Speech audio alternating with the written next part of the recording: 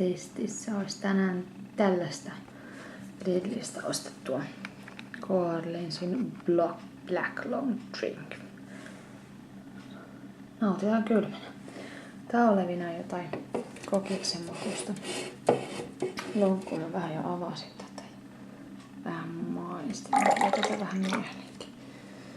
Noin. Maistais miltä tää maistuu.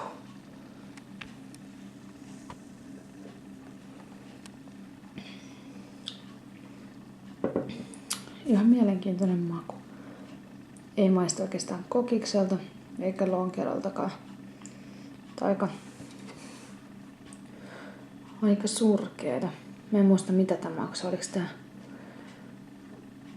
1,79 vai 2,09, mutta aika pahaa. Ei tarvii uudestaan kyllä ostaa. Juo talkki pois.